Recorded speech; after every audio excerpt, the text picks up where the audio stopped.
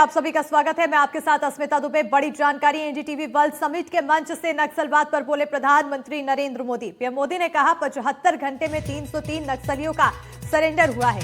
एक जमाने में जिनका 303 चलता था वो सरेंडर कर रहे हैं। इस बार माओवादी मुक्त क्षेत्रों में दिवाली की रौनक होगी। 50-55 सालों से जिन्होंने दिवाली नहीं देखी वो अब मनाएंगे। मुझे विश्वास है हमारी मेहनत रंग लाई है। वो दिन दूर नहीं जब माओवादी आतंक मुक्त होगा देश। माओवादी आतंक से मुक्ति प्रधानमंत्री नरेंद्र मोदी की तरफ से ये गारंटी दी गई है। इस वक्त की बड़ी जानकारी आपको बता रहे हैं एनडीटीवी वर्ल्ड समिट के मंच से नक्सलवाद पर बोले पीएम। मैं आपको पिछले 75 घंटों का आंकड़ा देता हूं, ओनली 75 आवर्स। मैं जानता हूं ये मीडिया का मेन न्यूज नहीं है, लेकिन मेरे जीवन का एक बहुत बड़ा संतोष का विषय है ये। इन 75 घंटों में 303 नक्सलियों ने सरेंडर किया है।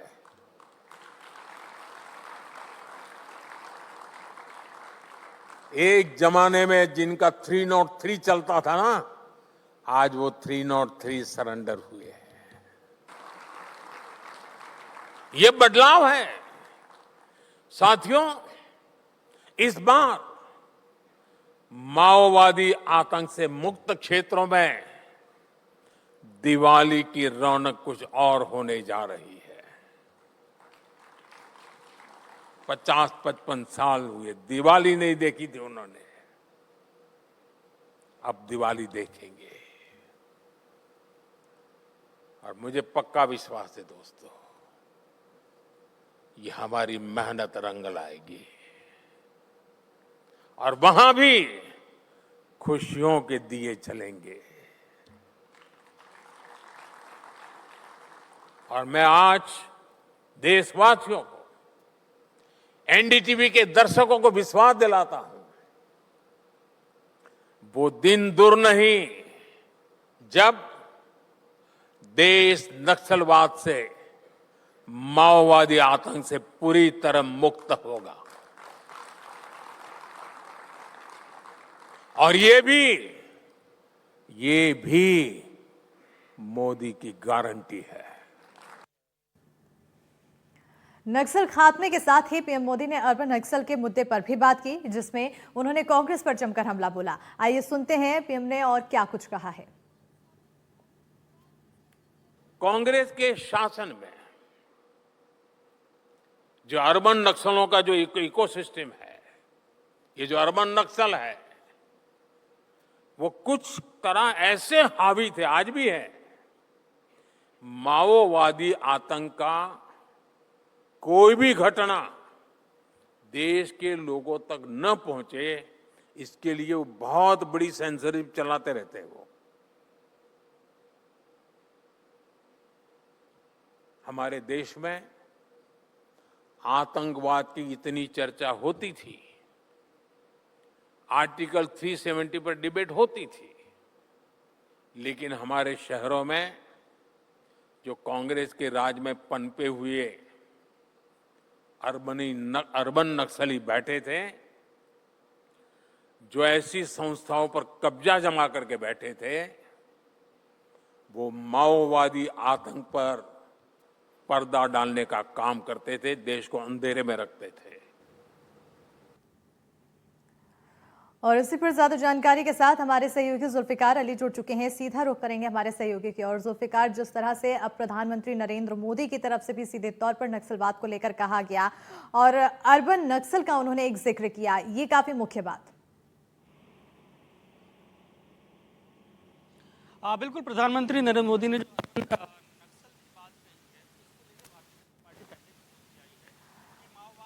बिल्कुल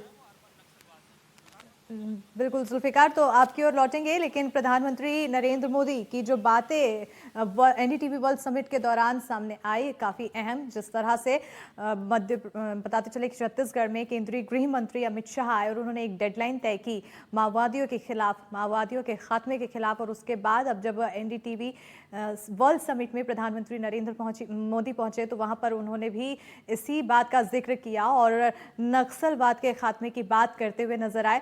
जुल्फिकार हमारे सहयोगी लगातार जुड़े हुए हैं। जुल्फिकार, प्रधानमंत्री का ये जो संदेश था, ये जो संबोधन था, ये अपने आप में काफी अहम, क्या संदेश और देता है?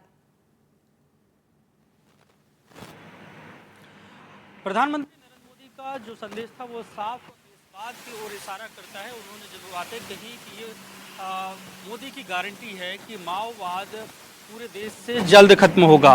जो संबोधन एनडीटीवी के वर्ल्ड समिट में पीएम मोदी ने दिया, उसमें उन्होंने विपक्ष पर भी निशाना साधा, कांग्रेस पर भी निशाना साधा और बीते लंबे समय से जो माओवाद का दंश जो इलाका झेल रहा था, वहाँ से माओवाद खत्म होगा। और इस बार उन्होंने ये कहा कि जहाँ पे 40 से 50 साल तक दिवाली नहीं मनाई गई, आज उस इलाकों में दिवाली मनाई जाएगी, पटाखे फोड़े जाएंगे। तो ये एक अच्छे संकेत है, क्योंकि जो कल का घटनाक्रम था कि जगदलपुर में 210 माओवादियों ने सरेंडर किया, जिसमें सीसीएम मेंबर रूपेश की अगुवाई में 210 माओवादियों ने अपने हथियार डाले। 153 हथियार हैं जो काफ़ी खतरनाक हथियार हैं, उनके साथ उन्होंने पुनर्वास किया है और मुख्यधारा से जुड़े हैं। और कल ही इसी मौके पर प्रधानमंत्री नरेंद्र मोदी जब एनडीटीवी के वर्ल्ड समिट पर पहुंचे, उन्होंने इस बात का जिक्र किया और उन्होंने कहा कि एनडीटीवी के दर्शकों को वो विश्वास दिलाते हैं कि माओवाद जो है वो बहुत जल्द खत्म हो जाएगा। उन्होंने यहाँ तक बात कही कि इसके पहले जो कांग्रेस का इकोसिस्टम बना था, जो नक्सलियों के हिमायती थे, उनके जो घटनाक्रम करते थे, घटना को अंजाम देते थे, उनके समर्थन में एक पूरा इकोसिस्टम काम करता था। बड़ी बड़ी संस्थाओं में उस इकोसिस्टम के जो बड़े लोग हैं वो बैठे हुए थे। तो ये बातों का जिक्र करना, ये संदेश देना कि अब परिस्थितियां बदल रही हैं। प्रदेश महामंत्री हमारे साथ जुड़ चुके हैं। सर, बहुत स्वागत है आपका एनडीटीवी मध्य प्रदेश छत्तीसगढ़ में। बीते दिन एनडीटीवी वर्ल्ड समिट में प्रधानमंत्री नरेंद्र मोदी पहुंचे। छत्तीसगढ़ की जो सबसे मुख्य परेशानी है नक्सलवाद, उसको लेकर प्रधानमंत्री नरेंद्र मोदी ने बड़ी बातें कही हैं, माओवादियों से पूरी तरह से मुक्ति दिलाने की बात कही है। किस तरह से देखते हैं आप? देखिए, मुझे लगता है कि जिस तरीके से सुबह एक नया सूरज निकलता है, लगभग वही स्थिति बस्तर सहित पूरे छत्तीसगढ़ के लिए है। और इसका परिणाम इसलिए कि एक कड़ा निर्णय और उस फैसले को अमली जामा पहनाने के लिए जिस तरीके की इच्छा शक्ति की आवश्यकता होती है, वो माननीय प्रधानमंत्री जो माननीय केंद्रीय गृह मंत्री अमित शाह जी ने किया है। आज हमें प्रसन्नता इस बात को कहते हुए कि दीपावली 2 दिन बाद है, लेकिन उसके 2 दिन पहले माओवादी जो 210 नक्सलियों ने एक साथ हथियार छोड़कर जो संविधान को थामा है उन्होंने और सरेंडर किया है। मुझे लगता है इतिहास में सबसे बड़ा ये सरेंडर है, जो कि कल ही जगदलपुर में पुलिस लाइन में 210 नक्सलियों ने सरेंडर किया है। तो मुझे लगता है कि कोई भी एक ऐसी समस्या ऐसी नहीं है जिसका निराकरण शासन प्रशासन या इच्छा शक्ति के सामने टिक सकता है, लेकिन उसके लिए कार्य योजना होनी चाहिए। आपकी नक्सल पॉलिसी होनी थी और हमने जिस तरीके से नियत निलानार और अन्य प्रकार की व्यवस्थाएं दी हैं कि पुनर्वास की व्यवस्था की है, शिक्षा के लिए है, सभी प्रकार के डेवलपमेंट की बातचीत की है, उससे प्रभावित होकर मुख्य धारा में लौटने के लिए हमने इनको कहा था। तो मुझे लगता है कि उसका ही परिणाम धीरे धीरे देखने को मिल रहा है। और पहली बार इतिहास में ऐसा हुआ कि एक टारगेटेड, एक लक्ष्य लेकर, लक्ष्य आधारित कि 31 मार्च 2026 तक देश और प्रदेश से नक्सलवाद को समाप्त करना है। तो मुझे लगता है एक बड़ी इच्छा शक्ति के सामने ये जो बड़े बड़े जो थे सूरमा थे, जो गोलियों के बल पर, इसके बल पर जो सामने नक्सली बंदूक से जो जनता को डराते थे, वो आज हथियार डालकर लोकतंत्र के सामने नतमस्तक हैं। और यही एक सबसे बड़ी उपलब्धि माननीय मोदी जी, अमित शाह और देशवासियों को है। हमारे जो जवान हैं उन्होंने अपनी जान की बाजी लगाकर इन सब कामों को दिया है। तो कुल मिलाकर एक नया उदय और बस्तर के विकास के लिए, प्रदेश के विकास के लिए एक बड़ी चीजें जो सामने आ रही हैं, उसका पूरा श्रेय यदि किसी को जाता है तो माननीय प्रधानमंत्री जी को, माननीय केंद्रीय गृह मंत्री अमित शाह जी को जाता है। सर, एक लंबा सफर तय किया गया है, एक लंबी लड़ाई लड़ी जा रही है, अभी भी लड़ाई लड़ी जा रही है, पूरी तरह से खत्म नहीं हुई है। एक नाम है हिडमा, जो अभी तक खत्म नहीं हो पा रहा है, ना वो कब्जे में आ रहा है, ना उसके खत्म होने की जानकारी आ रही है और उसका आतंक अभी भी बरकरार है। इसको लेकर कुछ मुख्य तौर पर योजना नहीं। देखिए, कोई जो इस तरह की चीजों का जो मुखिया होता है, वो जो नक्सल लीडर होता है, वो नक्सल लीडर, कई बड़े नक्सल लीडर जैसे रुपेश सतीश जिन्होंने अभी किया है, उनको उनकी यदि सफलता मिली है, उनका एक दबाव रहता है तो उनकी पूरी टीम के कारण रहता है, जो पूरी टीम काम करती है। आज लगभग टीम बिखर गई है और कुछ चंद लोग जो बचे हैं जिनका नाम आपने लिया है, तो मुझे लगता है उसके लिए भी अलग से रणनीति बनाकर और निश्चित तौर पे यदि सरेंडर करते हैं तो स्वागत है, और अन्यथा बहुत स्पष्ट सरकार ने निर्देश दिया है, केंद्रीय गृह मंत्री जी ने कहा है कि जो डराने वाले जो हैं, जो लोकतंत्र को डराते हैं, उनका कोई स्थान नहीं है। और आप देखेंगे कि जिस तरीके से इस स्थिति की भी अपेक्षा किसी को नहीं थी। लगभग आज 3-4 महीनों के अंदर में 2000 नक्सलियों ने सरेंडर किया है। तो मुझे नहीं लगता कि वो लोग भी अब टिक पाएंगे जो अपनी वजूद को बरकरार रखना चाहते हैं, या फिर उनकी कोई एरोगेंसी होगी या उनका कोई ईगो होगा इस वजह से। तो मुझे लगता है कि इसके लिए भी अलग से कार्य योजना बनाकर निश्चित तौर से टाइम लिमिट जो 31 मार्च 2026 है उसके अंतर्गत या ये तो सरेंडर करेंगे या फिर ये मारे जाएंगे। सर, एक और अहम चीज देखने को मिल रही है, हर रोज हर जो नक्सली हैं बड़ी संख्या में सरेंडर कर रहे हैं, लेकिन अभी भी काफी मतलब जितनी संख्या में नक्सली सरेंडर कर रहे हैं उससे 3 गुना 4 गुना ज्यादा नक्सली हैं जो अभी भी सक्रिय हैं।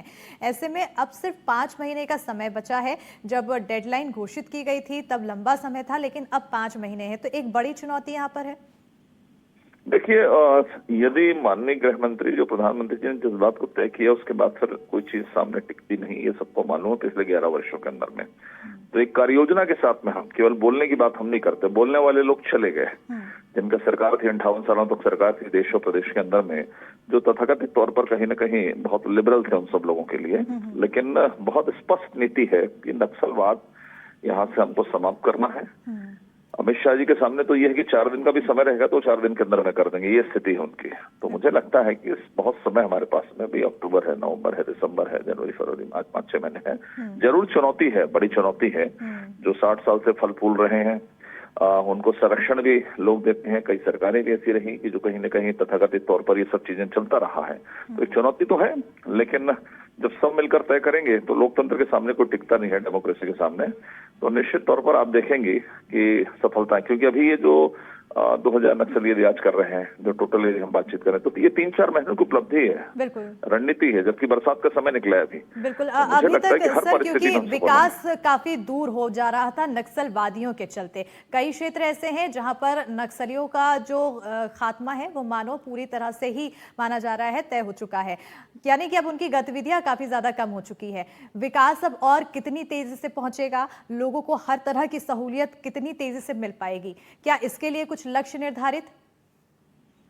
देखिए, शुरू से ही जब हम एक नक्सलियों को हमने नहीं वो किया था, तब से हमारी ये बात है कि आप मुख्य धारा में लौटे, पुनर्वास के लिए, शिक्षा के लिए, डेवलपमेंट के लिए, सभी प्रकार की चीजें। और विशेष रूप से गांवों में जो नक्सली सरेंडर करें उन गांवों को विशेष पैकेज योजना भी है। तो मुझे लगता है सभी प्रकार की अन्य क्षेत्रों की तुलना में, क्योंकि बस्तर का विकास रुका है जिन भी कारणों से, मैं तो मुझे यहाँ जानकारी मिली कि दीपावली का समय है, वहां तो इस तरह की स्थिति थी कि कुछ गांवों को चिन्हित करके वो फटाकों पर भी प्रतिबंध लगाए थे। ये फटाकों को इसलिए चलाते थे कि उनकी सूचना तंत्र था ये। तो ये स्थिति थी, ये आदमी जी नहीं पा रहा है। तो मुझे लगता है कि विकास के मामले में कहीं दिक्कत नहीं, बीजेपी की पहचान भी देश में विकास के लिए है। उस क्षेत्र में विशेष कार्य योजनाएं बनी है, वो बहुत जल्द आपको सब चीजें देखने को, अभी काम चल भी रहे हैं, देखने को मिलेगा।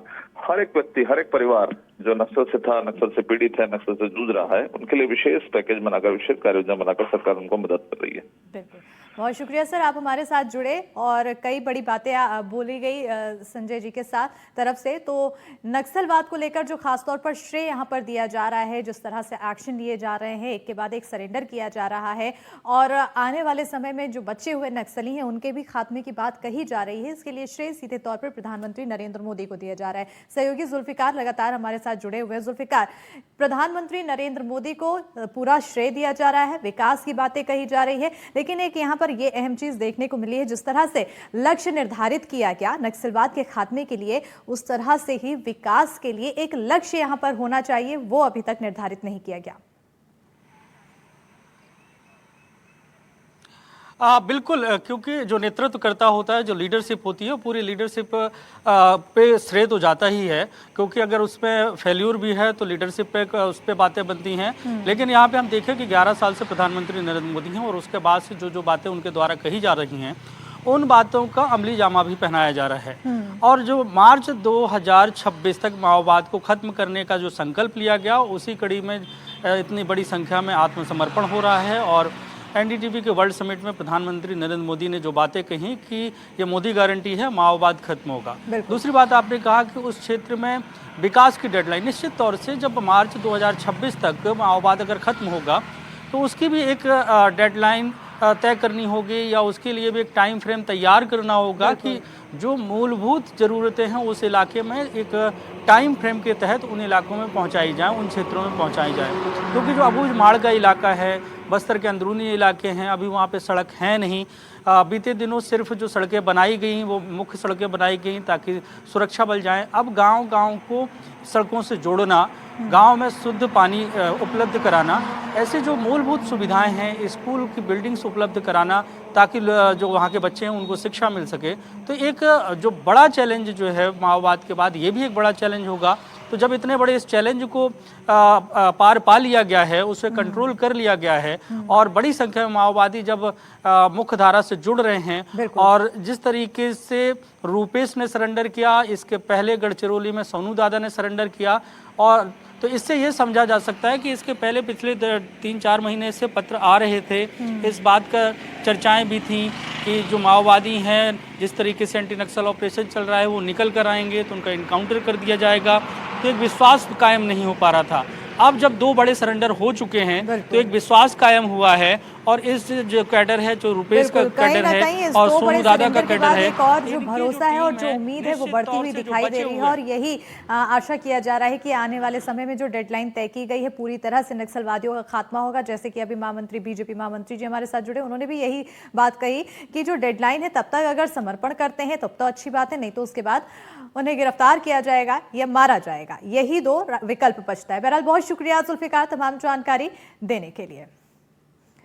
देखिए, एनडीटीवी वर्ल्ड समिट के मंच पर प्रधानमंत्री नरेंद्र मोदी ने नक्सलवाद पर खुलकर अपनी बात कही है। पीएम मोदी ने नक्सलियों को माओवादी आतंकी बताया है। इसके साथ ही उन्होंने कांग्रेस पर अर्बन नक्सलियों को संरक्षण देने का आरोप लगाया। तो साथ ही उन्होंने कहा कि नक्सलवाद के खात्मे के बाद अब देशवासी उनकी सरकार को आशीर्वाद दे रहे हैं। पीएम ने बस्तर का भी जिक्र किया है। पीएम मोदी ने क्या क्या कहा है, आइए आपको दिखाते हैं।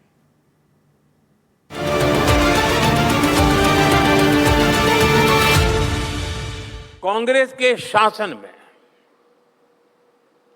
जो अर्बन नक्सलों का जो इकोसिस्टम है, ये जो अर्बन नक्सल है, वो कुछ तरह ऐसे हावी थे, आज भी है।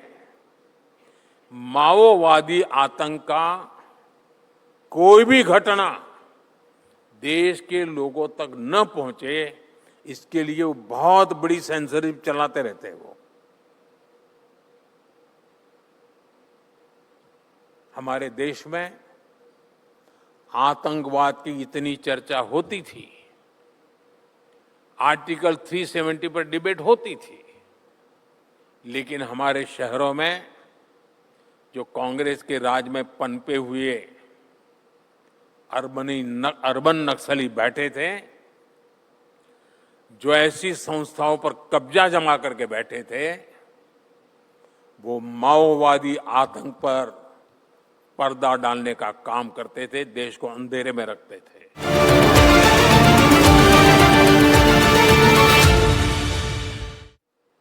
अभी कुछ दिन पहले भी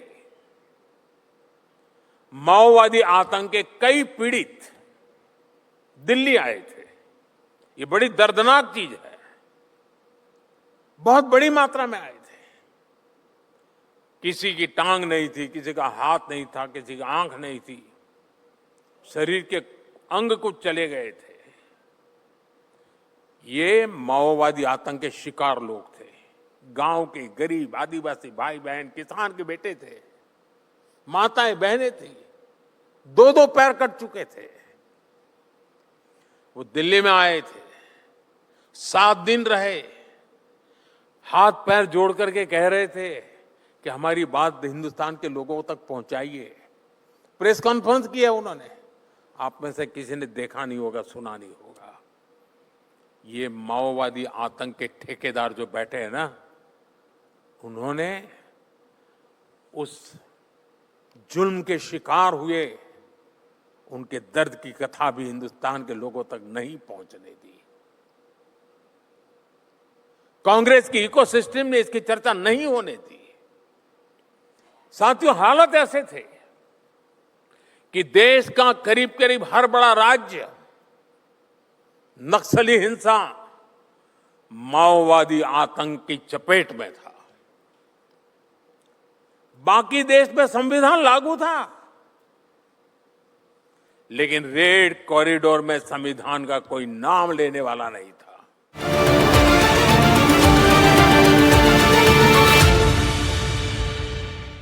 और मैं बहुत जिम्मेवारी से कहता हूं कि जो माथे पर संविधान की किताब लेकर के नाचते हैं ना, वे आज भी ये माओवादी आतंकियों जो संविधान को नहीं मानते हैं, इनकी रक्षा के लिए दिन रात लगा देते हैं। साथियों, सरकार तो चुनी जाती थी, लेकिन रेड कॉरिडोर में उसकी कोई मान्यता नहीं होती थी। शाम ढलती थी तो घर से बाहर निकल पाना मुश्किल हो जाता था।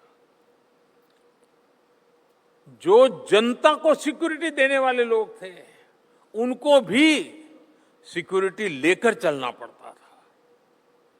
साथियों, बीते 50-55 सालों में इस माओवादी आतंक की वजह से हजारों लोग मारे गए। कितने ही सुरक्षाकर्मी माओवादी आतंक का शिकार बने। कितने ही नौजवानों को हमने खोया।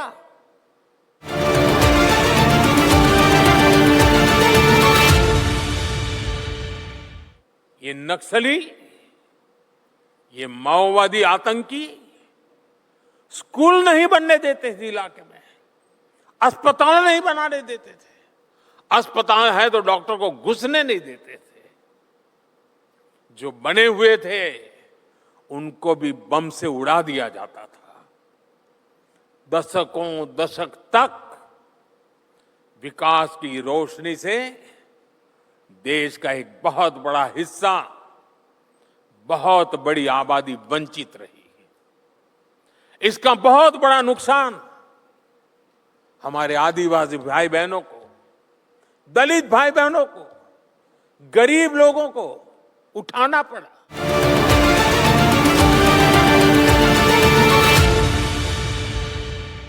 साथियों, माओवादी आतंक देश के नौजवानों के साथ बहुत बड़ा अन्याय है, बहुत बड़ा पाप है।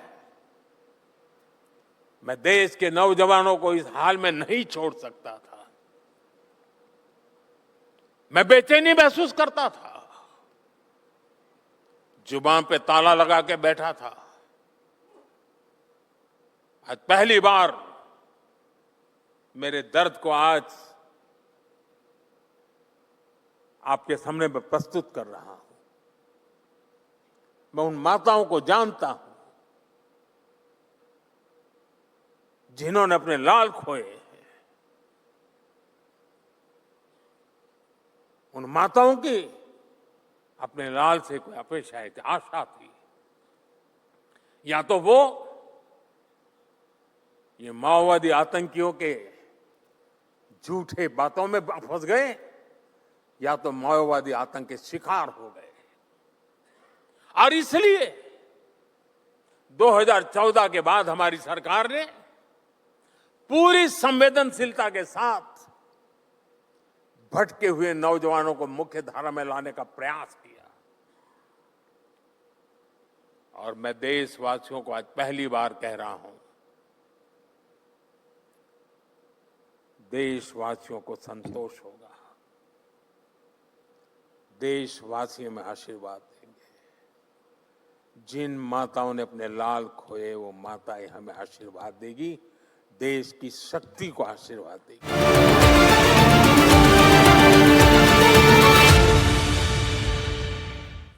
11 वर्ष पहले तक देश के 125 जिले, 125 से ज्यादा माओवादी आतंक से प्रभावित थे। और साथियों, आज ये संख्या सिर्फ 11 जिलों तक सिमट गई है।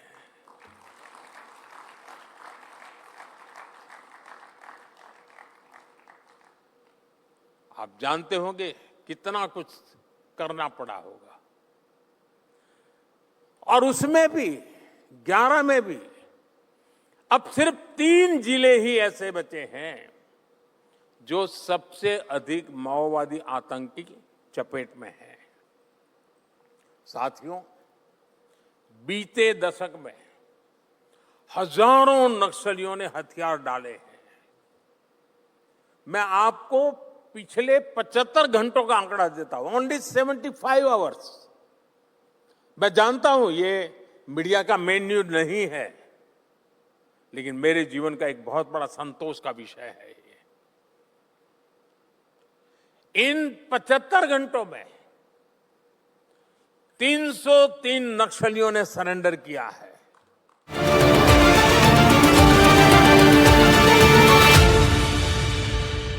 एक जमाने में जिनका 303 चलता था ना, आज वो 303 सरेंडर हुए हैं।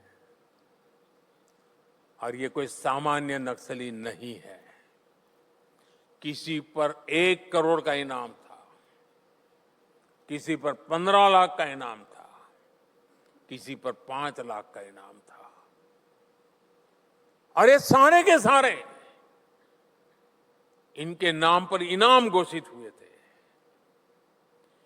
इन नक्सलियों से बहुत बड़ी मात्रा में हथियार भी पकड़े गए। ये सारे लोग बंदूकें छोड़ करके, बम छोड़ करके भारत के संविधान को गला लगाने के लिए तैयार हुए।